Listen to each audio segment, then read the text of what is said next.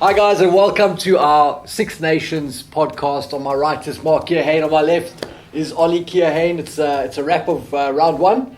We just got through the first round of the competition. Mark, just some of your thoughts there? I thought Italy were magnificent at the anthem.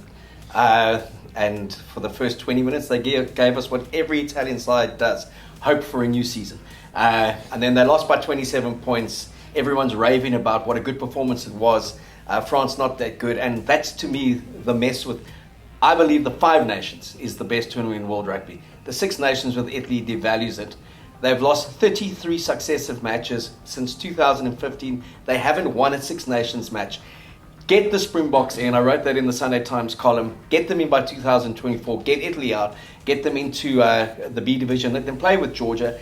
How can the Italian rugby psyche be bettered by getting pumped every single week? And you put the Springboks in that Six Nations. Well, New Zealand, Australia can have their Bledisloe Cup, and we effectively have a World Cup every year because those other five teams, there's very little to choose between them. So no surprises. We knew that Wales would get pumped under strength. And I know Ollie called it with Kevin and on the Betway Moneyman show, Scotland to win at home. In the context of the game, how they were even within 7 points, I don't know. But exactly. Well, Eddie will tell you when he releases his Rassie Gate video. Yeah, I just thought at 17-10, complete control, and Marcus Smith just playing with this naivety and this freedom and this innocence that we saw Jan-Andre Pollard play with. And it reminded me of that match when Pollard got 19 points against the All Blacks at Ellis Park. And we were in total command of the game, and on 63 minutes, Heineke Meyer decided to pull Pollard off to just keep him humble. And I don't know what George Ford would have offered in the last 20 minutes that an informed Marcus Smith wouldn't. But somehow they got the Bravehearts got the wind at their backs and came back and won it. It was a game that I always felt Scotland could win, but in the context of the game, very surprised to see them actually win it. Right, okay, well, I mean, we'll start with Italy over there. We spoke about it in that podcast, that Betway podcast, about how the bookies got the spread perfectly right and they nailed it. I think that's the point that Mark's making, is it's so predictable what you're going to get out of Italy. No, completely. And I think what's funny is also just the optimism that has to come with a new season. It means that every rugby website, I mean, we had to do it for SA Rugby too. You got to write a preview on all of the Six Nations. And in Italy's preview, you got to find something to get excited about. And this year is their new coach and their young backline players, even though they don't have a pack. And at the end of the day, you can't not have a pack and play in the Six Nations. And I think France, that game was more predictable than Italy getting pumped, was the way that France were going to do it, which was to be 11-10 going into half time and looking like the weaker side and then winning by 27 points. Yeah. And I think that game for me is also just like, I don't buy into all the hype around France, and I'm not disputing that they're a good side and that they got some great wins last year. But for me, France don't have more than 4 games in them, and they don't have the, I would say, not big match temperament, but big tournament temperament to win a World Cup, to win a Six Nations. I see Ireland beating them, and actually I see like them potentially losing to like a Scotland or something, going and beating Wales, beating England, and then Scotland coming and knocking France over. So as good a side as they are, they've had a good sort of a 2-year run of these youngsters coming through, but I don't think they maintain against sort of like the seasoned nations for me, in the rest of the Six Nations guys. Yeah. So as much as that match was again an indicator of the fact that Italy don't progress in quality ever really, it's also France should have just put them away from the get-go, which they didn't. I mean, Ollie, I chose Ireland to win the Six Nations. I think you'd agree with that call. What was your take on their opener? Yeah, look, I thought they were as good in terms of the intensity as they were against the All Blacks. They're a side that they've had terrible World Cups. They've never gone beyond a quarter-final. So they've got to translate that form over the next 2 years. And if we go back last year, and without a doubt, Northern Hemisphere rugby was more settled than Southern Hemisphere rugby. The All Blacks were away for 15 weeks. We were away for 18 weeks. All struggled. I thought we were magnificent how we actually came through at the end of the year to bring it down to the last 2 minutes against England. But not even so much this year, but 2023, everything should have settled in the world. And I think you'll have a normal preseason, you'll have a normal season, and then we'll start seeing that the All Blacks won't be quite as vulnerable, we won't be quite as stretched. And then where are the islands of the world and the Frances? Because they've been riding a crest for two years. And we've seen that so often that you've got to get it right 6 months before a World Cup. Rassie was a classic example of that. Eddie had a magnificent run, 18 on the trot. he basically did everything right until that World Cup final.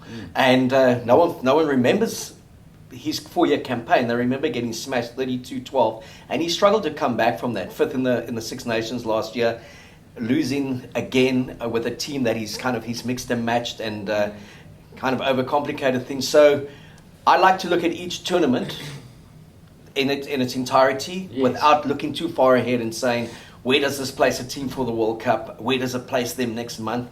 I think in the context of what we saw, Ireland delivered as you expect a top 2 team to deliver, and they beat an understrength Welsh team, and they beat them emphatically. England underdelivered. They got themselves into a winning position, and they blew it. And France were France. I just don't know how much they mentally were up for that game, and they kind of got stuck in the second half. Conditions were terrible. But I do agree with Ollie there. In all the time I've been covering rugby, international rugby, over the last 30 years, France have always been capable of that one big win. And people just love them, okay? And they'll remember that one win and forget the 15 defeats. And I think the minute there's expectation on them against a good side, and they play Ireland this weekend, and that will be a good gauge. In the last 2 Six Nations, they've had Scotland away from home and at home, and they've bombed both those games, and they've lost the Six Nations. So there would be no surprise to me if Ireland beat them, but it would be a good measure of where these 2 teams are. And I think later on in the year, we'll get a better gauge when these teams go overseas, and Ireland especially playing 3 tests in New Zealand. As Andy Farrell said, let's see how good we are away from home. That will tell us how good we're going to be at the World Cup as well. But I love the concept of the Six Nations. I love the strength of the 5 teams. And as I keep on saying, ad nauseum, I would just love a very competitive 6th team to be there, because I looked at the stats the other day, someone put it out on Sunday. I think it's Ireland with 13 wins out of their last 20 games have got the highest winning percentage. Then it's Wales with 11, I think England with 9, when you exclude Italy. So when you put Italy in the mix, everyone's numbers are quite inflated. Yeah. But that just shows you that if you're picking one of those top 5, on any given day, though, the one can knock the other one over, and especially if the game is played at a Murrayfield or it's played in Cardiff. And that to me is... I would love the Six Nations to be a double rounder every year, where you had played over a period of time, you had a home and away, because the home draw does affect so much when it comes to who the champions are. But I just looked at all the coverage again and was like, brave Italy, this is the side that hammered the All Blacks, and Italy were in it after 40 minutes. It's so patronizing to a side that has lost 33 successive matches. And how do you motivate an international team every week? And they've got England now, and they're going to get pumped. I don't care if it's at home. But Eddie's team will come out. They're too good not to beat them by 20 or 30 points. And then what? Their season's already pretty much gone. So, I don't know how the powers that be at the Six Nations can still try and be so dismissive of having South Africa in the contest when you've got the best team in the world, the current world champions. And we saw at the end of the year tour, and that was a team that had been on the road for so long, to go and play that great game against Wales, the intensity, to be dominant against Scotland, and then that thriller against England that went both ways. Surely you want that kind of game, and you don't want a 37-10 drubbing in the Six Nations. But I do think the Six Nations has certainly surpassed the Rugby Championship when it just comes to appeal, and I think COVID has had a lot to do with that as well in the last 2-3 years with the irregular fixture list and that. But the balance of power collectively, for me, definitely in the north. And I mean, like you say, adding South Africans, that will only actually enhance that reputation. Well, then New Zealand can shut down forever and they can play their Bledisloe Cup. Who needs a World Cup? Then we are the World Cup. Well, I think just in terms of what you're saying about the Six Nations is the quality of the competition is also, when you've got the weekend where the Springboks play the All Blacks, no one's watching Australia play Argentina afterwards, when you've got, and I'm sure very few people in New Zealand and Australia, when they have their Bledisloe Cup match, are getting pumped to watch the Boks play Argentina in Mendoza and, win by 7 points or whatever.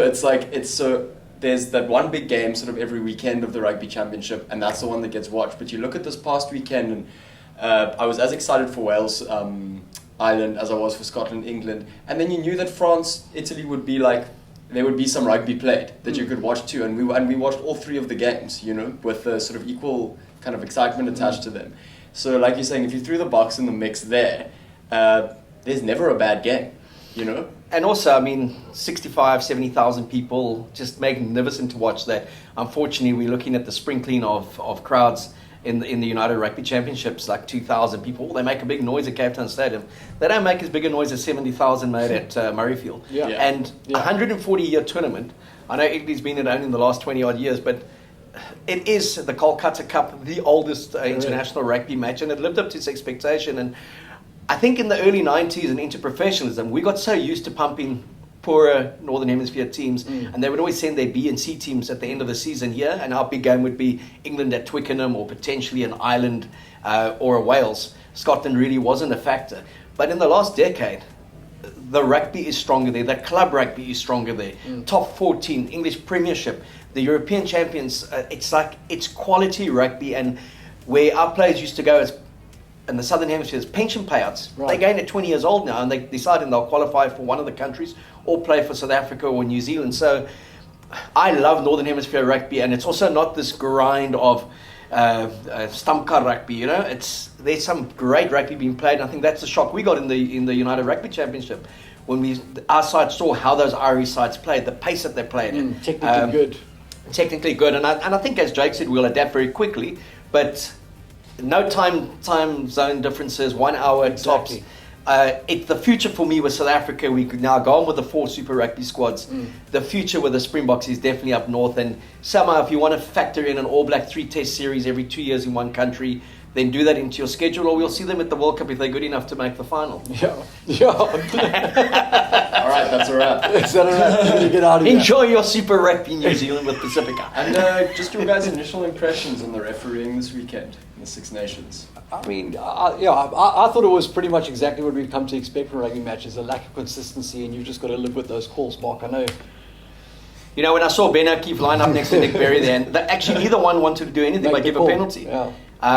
And it was so obvious that it's a brain implosion, but he had kind of knocked the ball out on purpose, and that is a yellow card and a penalty try.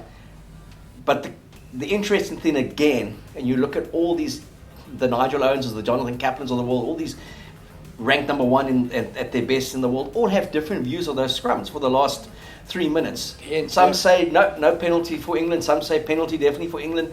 So if we're going to get matches determined there, it's again through interpretation. What are the laws? You know, and becomes a lottery. And I can understand Eddie Jones being really annoyed in the last 2 minutes, but equally I would understand Gregor Townsend saying, hang on a second, we actually had the dominance. Correct. You guys turned it at the end. So still too much interpretation there, and God, I just wish the laws would be simplified, because it's a great game. It's great to have the rugby season back. Six Nations starting now, and the New Zealand Super Rugby competition starting. The United Rugby Championship will get some momentum going now, and before long it will be the Boks playing in June, July, and but we need crowds back in this country as well, and we need them back sooner rather than later. Yeah, thank goodness we've got the Six Nations for now. Round 2 obviously is up this week, and we'll see you again next week to unpack that. Until then, ciao.